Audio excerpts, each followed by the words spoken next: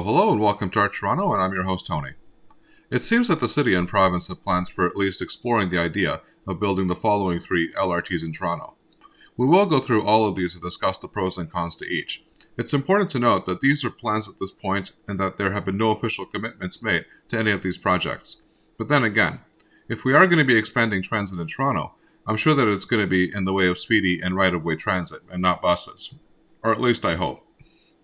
The construction of the new light rail transit or LRT lines in Toronto are as follows. The Jane Street, Waterfront, and Sheppard East.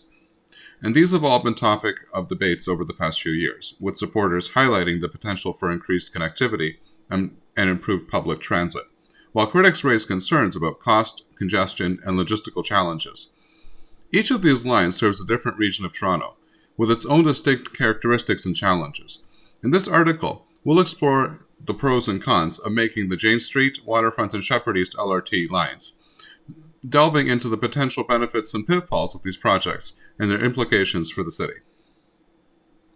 So first off, we have the proposed Jane Street LRT, which would run along Jane Street, connecting parts of Toronto's western neighborhoods from Bloor Street to Steeles Avenue. This corridor is one of Toronto's busiest, serving communities with high transit demand, but underserved by the current transit infrastructure. So the pros are as follows. The Jane Street is one of the busiest bus routes in Toronto, with high ridership numbers and long wait times during peak hours. An LRT system would offer a more reliable, higher capacity transit solution for this part of the city. It would ease congestion on the busy 35 Jane bus route, reducing wait times and providing faster transit for riders. Then there's the economic development. Transit infrastructure often spurs economic development along its corridors. The Jane Street LRT would connect some of Toronto's more marginalized communities to better job opportunities, healthcare, and other essential services. This could help bridge the economic divide between central Toronto and suburban neighborhoods, fostering growth and investment along Jane Street. Then there are the environmental benefits. By moving more commuters from cars to public transit, the LRT could help reduce greenhouse gas emissions and contribute to Toronto's climate goals. The electrified LRT vehicles would also reduce air pollution in neighborhoods currently choked with car traffic, improving the overall quality of life for residents. Cost-effective compared to subway systems is the next pro. Building an LRT system is significantly cheaper than constructing a full subway line, which would involve extensive tunneling and infrastructure. An LRT offers many of the same benefits as a subway, with higher capacity and faster service, at a fraction of the cost. Now we go into the cons, the first one being the disruptions during construction. One of the major challenges of building the Jane Street LRT is the potential for significant traffic and community disruption during construction. Jane Street is a key arterial road, and construction would likely cause long-term traffic congestion, rerouting, and delays. Local businesses may also suffer from reduced foot traffic during construction.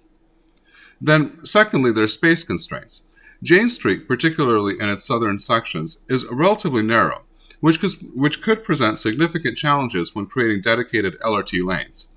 The addition of an LRT would mean taking lanes away from cars, which could then exacerbate traffic congestion, especially in areas where alternative routes are limited. Then, thirdly, there's the political pushback. The plan for the Jane LRT has faced opposition from some community groups and local politicians who argue that other transit projects like subway expansion should take priority. Political opposition could delay or even cancel the project if support is not secured. Then the second LRT that is planned in Toronto is the Waterfront East LRT. The Waterfront East LRT is a proposed line that would connect Union Station to East Bayfront and eventually extend to the Portlands and Leslie Barnes.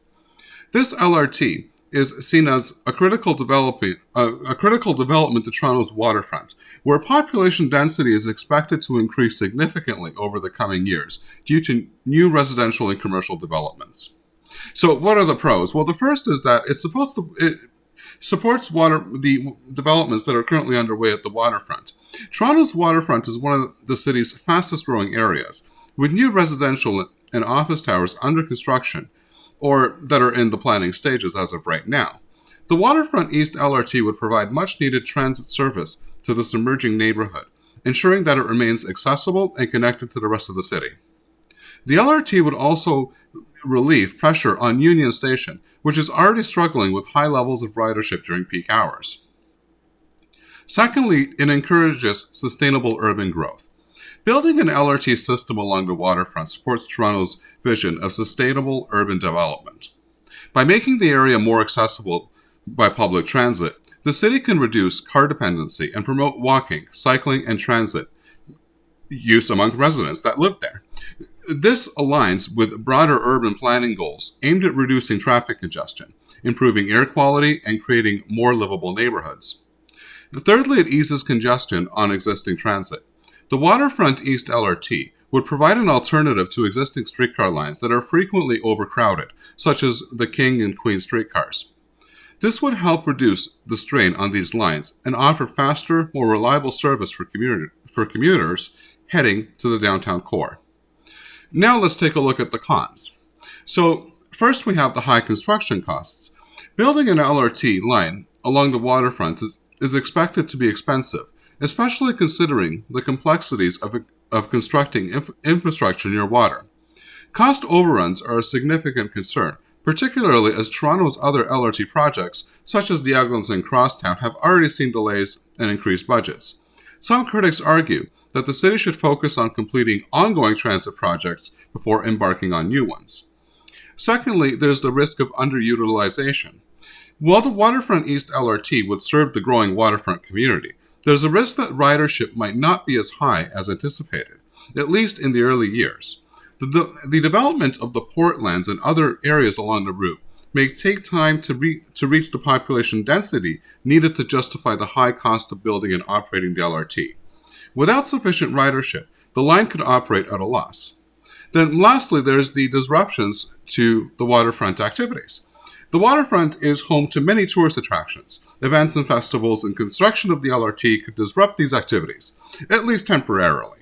Pedestrians and cyclists accessing the waterfront could also be impacted during its construction, which might deter visitors and affect local businesses. Then the third LRT that's being considered is the Sheppard East LRT. One of the options that the city is considering doing is, instead of building a subway from Don Mills Station going east on Sheppard to Morningside, is building an LRT on Sheppard East from Don Mills to Morningside. And let's go through the pros and cons of this third proposal for the next LRT in Toronto. So the first pro would be that it would address the transit needs in Scarborough. Well, Scarborough has long been one of the most underserved areas of Toronto in terms of transit infrastructure. The Sheppard East LRT would provide much needed rapid transit service to this growing part of the city, connecting residents to Don Mills Station and the broader subway network. It would also improve access to areas like Malvern, which is currently very difficult to reach by public transit. The second pro would be that it would support residential and commercial development. The construction of the Sheppard LRT could help spur economic growth along Sheppard Avenue, attracting new businesses and residential developments to the area. This could revitalize certain parts of Scarborough that have seen little investment in recent years. And the third pro would be that it would be a significantly lower cost than a subway. Like the Jane Street LRT, the Sheppard East LRT would offer a more affordable solution to improving transit access than building a subway. The cost of constructing an LRT is significantly lower, making it a more feasible option for an area like Sheppard East that may not have the ridership levels to justify a full subway extension. Then the cons are as follows. The first is the political uncertainty. The Sheppard East LRT has faced significant political challenges, with various city and provincial governments prioritizing different transit projects over the years.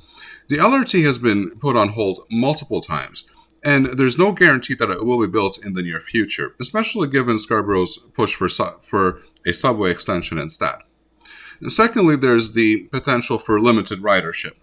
One of the concerns about the Sheppard East LRT is whether it will attract enough riders to justify the cost. The Sheppard East corridor is more suburban in nature, with lower population density than other parts of Toronto. Without significant increases in population and employment along the route, the LRT might not see the high ridership levels needed to make it viable. Then thirdly, there's completing the subway expansion plans. Some politicians and community groups argue that instead of building the Sheppard East LRT, the city should focus on extending the Line 4 subway, the Line 4 Sheppard subway further east. They argue that a subway would offer a more permanent, long-term solution to Scarborough's transit needs and would attract more development to the area. However, building a subway is significantly more expensive and takes a lot longer than building an LRT. The James Street Waterfront East and Sheppard East LRT lines each offer unique opportunities and challenges for Toronto's transit network.